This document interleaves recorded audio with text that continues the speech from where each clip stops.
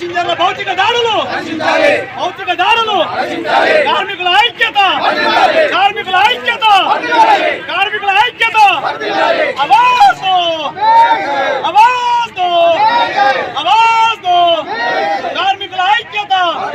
భౌతిక దాడులు. తోటి మిత్రుడు నర్సయ్య అద్దె బస్సు డ్రైవర్గా పనిచేస్తూ ఉన్నాం. గత 10 సంవత్సరాల పైననే అవుతుంది. ఈరోజు ఉదయం 7 గంటలకు బస్సు పాయింట్ మీద పెట్టి కండక్టర్ కోసం 2 సార్లు హారన్ కొడితే ఒక ప్యాసింజర్ వచ్చేసి ఏంద్రా హారన్ కొడుతున్నావు, తెలివి లేదా అట్లా అంటే మంచిగా మాట్లాడండి, అట్లెందుకు మాట్లాడుతున్నారు అని అంటే ఏంద్ర మర్యాద ఇచ్చాడు ఎవనిరా నువ్వు అంటూ బూతులు తిడుతూ డ్రైవర్ సైడ్ ఉన్న డోర్ను తీసేసి సీట్లో ఉన్న డ్రైవర్ని కిందికి లాగి 2-3 భౌతికంగా ఇదే బస్టాండ్లో దాడి చేయడం జరిగింది. మాకు మరి బస్టాండ్లోనే ఇటువంటి పరిస్థితి జరిగితే హైవే రోడ్ల పైన వెళ్తాం, పల్లెటూర్లలో వెళ్తాం, ప్రతి ఒక్కరిని చిన్న పిల్లల నుంచి ముసలోళ్ళ వరకు, పసిపిల్లల నుంచి పండు ముసలి వాళ్ళ వరకు, గర్భిణీ స్త్రీలను, అనారోగ్యంగా ఉన్న వాళ్ళని అందరినీ వారి గమ్యస్థానాలకు క్షేమంగా చేరుస్తూ ఉన్నాము.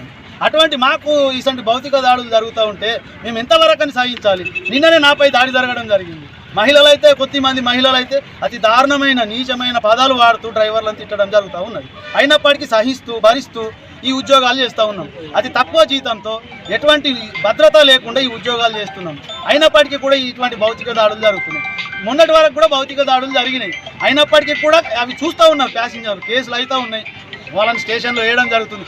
అయినప్పటికీ కూడా ప్యాసింజర్లు తగ్గకుండా మాపై దాడులు చేయడం ఎంతవరకు సమంజసం? ఈ ప్రభుత్వం, కాంగ్రెస్ ప్రభుత్వం మహాలక్ష్మి పథకాన్ని తీసుకొచ్చింది. దాన్ని మేము స్వాగతిస్తున్నాం.